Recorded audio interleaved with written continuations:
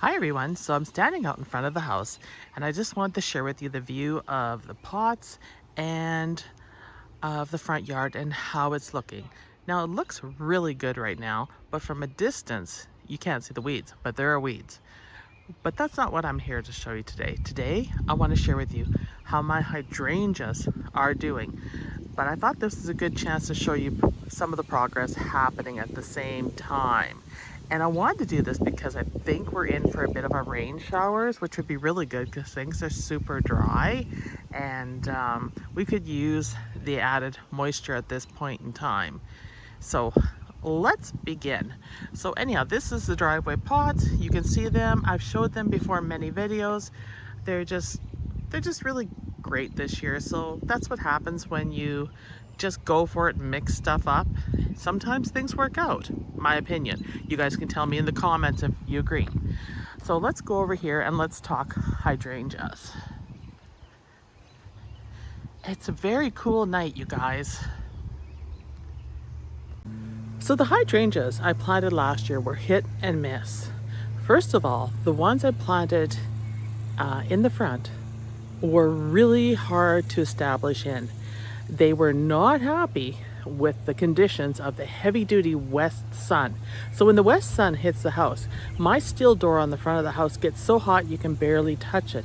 So that wasn't agreeing very well with the hydrangea. So I was having to pour a lot of water and they were always flopping by the end of the day, and then I'd soak them overnight, they'd recover, and that's how it went all summer. So I didn't know if they were going to make it. And then I planted some of those bloom-struck hydrangeas, and they did not do well at all.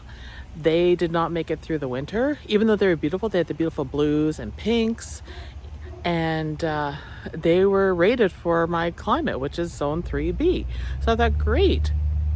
And then to make matters worse, the rabbits got a hold of them in the winter and chewed them right down, which in some ways was a blessing, and other ways it wasn't, because they trimmed them so much I didn't have much to trim, but they also chewed some down that did not recover. But that's the way it goes. Hey, that's nature, that's life, that's gardening. The hydrangeas in the backyard have not bloomed. They're much slower. They were planted later, so not as good. But I'm going to show you what I got here, and I'm happy with them right now. They are not flopping this year, and they seem to establish their roots, and they came back, which was a blessing in disguise. And I want more of them now, and I want to cut and take cuttings from them and start some, but they're really not big enough. I might get 3 or 4 cuttings, but not a lot. So let's have a look at the yard, and let's in particular have a look at the hydrangeas. All right, so everything looks really good from a distance, which I mentioned earlier. And I'm really happy with how the front step is looking. Me just throwing color together seemed to work. I'm definitely not I'm not gonna go ahead and do seeds in that color geranium again. I'm gonna go to some of the pinks and maybe more of the magentas next time. I've got oranges and a lot of reds. I got one coral. I did plant some in the backyard, so I'm hoping they're going to be different, because I did buy some mixed maverick geraniums. But overall, the planters are looking really good, and they're just a shock of color. I really like the orange water can with it. It just looks beautiful. But I want to show you the hydrangeas, because this is not a yard tour, because it's totally not there yet. Things are starting to come into bloom, but it's not there yet. All right, so let's go over here and look. I'm trying to be stable in my walk on the lawn. Okay, so this area here, this has been a tough area. I planted an Annabelle back there, you can see it, and it did not like it there at all. It weeped really bad last year. I had to pour a lot of water to it because it's getting the heat from the house, it's getting the heat from the front step. So it was a challenge to keep it going. The only thing good about being in that location, so close to the front door, is the rabbits did not really touch it. I didn't know if it was gonna make it. So if I get blooms, great. If I don't, I'm happy to have some greenery covering those old furnace vents, which Rob needs to cover up and remove.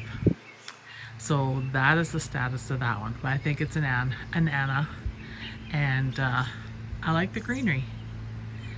And right now there's a lot of green there because the show is just beginning, and you can see the lilies, which are kind of scattered, are taller than planned. So they are going to put on the show real quick here, and they're just starting. So I'm not going to show you much of them because that's an upcoming video. And I want to save some things for you for a bit of a surprise for how things are going. But I can show you my front steps again. All the color. And the coleus, which is putting on the show there, the green one. All right, let's go over here. Go a little closer and I'll show you another hydrangea that's just limping along. This hydrangea is really limping along. It got chewed down bad by the rabbits, but you can see it's survived. It's green and it's okay, but it's pretty dormant. So we'll see what it does all summer. I'm not going to count on a lot. This limelight is doing great over here. It gets the sprinkler head water. I also give it a good soaking every so often, and it's just coming into bloom, which is why I wanted to show you guys how they are doing. And standing on its own, I have nothing supporting it.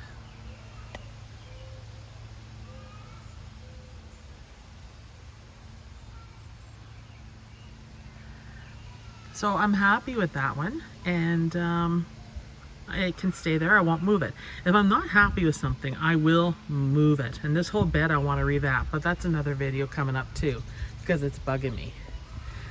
So I'm just going to step over here and show you the next grouping. This is Annabelle. It has lots of foliage. It's very big. It's robust. You can see here, great size on it. No blooms. Very strange. It did get chewed down pretty good. Maybe I'll get blooms a little bit later, but its siblings over here are doing really well compared to it. So these are the exact same thing. They're the Annabelles, and you can see they are in bloom. We're seeing some size of the heads here in my hands. They're not giant yet, but we'll see what they do during the season. But they are sure pretty, and I'm very happy that they're standing on their own so far. I don't think they're big enough to flop yet, but if we get that rain that we're supposed to be here in probably half an hour or so, that might give them a good test. Same with this one. It's got a few blooms on the back of it. You can see another Annabelle, but there's a lot here on the front, which I don't see any blooms, but maybe we'll get some yet. Maybe it's just some of it is a bit of a late bloomer, which is okay. I'm just so happy that they're healthy and they are looking good in this bed, because it was a tough area to establish because it got all the west sun. You can see here, because I put the petunia pots here. Remember I started those in a video right here? And I mean, this is a hot zone. I have to water these every single day because being cocoa weave, they dry out super fast. I like the balls that I created. I don't like that I have to water the cocoa weave every day. Self-watering hanging baskets would have been far better from a labor perspective. This was the area over here. I had the bloom struck right there in the corner that had the blue big flower floppy heads on it. That was gorgeous. That did not make it at all. It was dying out, I think, even before the rabbit got a hold of it, but it finished it. So it's gone, and I won't put another one in there, nor will I buy that brand again. So anybody in a colder climate, Bloomstruck, I'm not buying anything that Bloomstruck makes at this point because they just aren't hardy and it's a waste of money. And quite honestly, when you're a gardener and you're growing a lot of plants, it counts. You got to stretch that dollar. I find it so weird that I can have a group of hydrangeas and have 2 blooming and 1 not. And this is the situation here. My 9 bark is showing some really cool different shades of reds and yellows. It looks great with the yarrow. And here I have a limelight sitting there that's doing absolutely nothing. It's green, it's healthy. We'll wait and see what it does. I'm not impressed. I believe this is an Incredible. Might be a Panicle, I'll have to double check. But it's got some buds on it. They're very small. We'll see what it does. But it's doing okay over here. So we'll leave it alone. Let it do its thing. Green is healthy. There's always next year. I think as gardeners say that a lot. This limelight is putting on a good show. And it is getting south sun, lots of water from the sprinklers, and look at the size of the heads in my hand. You can see that, eh? They're beautiful. And they do have a limey shade kind of a limey cream color. I wouldn't say it's a chartreuse. The leaves are more chartreuse, but I would say the heads aren't so much. But if we look at it here, they're beautiful. So I have not seen any hydrangeas on sale yet at Home Depot, because that's where I bought these. They were on sale, and they needed to recover a bit. They were somewhat damaged from improper care. So I haven't seen any on sale yet to buy, but I really would like to add more in the back, and that's why I kind of like to take cuttings. And I guess if I'm going to take cuttings, I'm going to take it off those that don't have any flowers on them and start them in water, and then move them to seedling mix, and then into the back cottage garden to give me the coloring I want in that bed. But I think this is really beautiful, and very happy with the results of this. If they were all like this, or in the next couple of years they're all like this, big, bold, and these big fluffy beautiful cream flower heads, I will be a happy camper. And you can see the lamb's ear is just gone nuts. I'm gonna split that. All right, let's go over here. I am having a chlorosis problem, just so you guys know, and I've put some fertilizer spikes in of iron around it, but the pink potentillas are not doing good. For some reason, it's this one here, so it must be a spot where the soil is not the greatest, and there's one other one in this bed. So I have started trimming off the yellowing, and I put the spikes in around it, so that should help snap it back, but it's going to take some time. Whereas this one, it's just fine. So live and learn. All right, here's another one, and it is looking beautiful, standing on its own. It does have some dead branches down here that I will come through and trim off. Might have got some damage in there, so it needs to be cut. But another beautiful head of chartreuse cream color. That's what I'm going to call it, chartreuse cream color. So that one's a little more yellowish. This one's a little more white.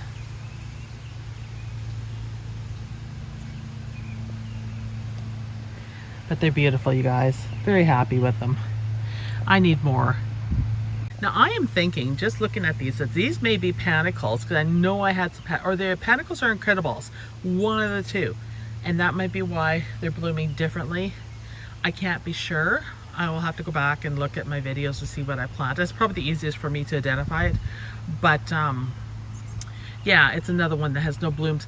But from the looks of the heads on it, the leaf structure at the top, we may get some blooms. And look at the gorgeous red stems on these, which is indicative that they're a different kind, because they got the red stems, whereas the limelights do not have red stems. So we'll see. Here's another one I planted late. I'm betting these are incredibles. The more I think about it, the more I'm leaning toward I think that's what I planted. Anyhow, there is buds on these.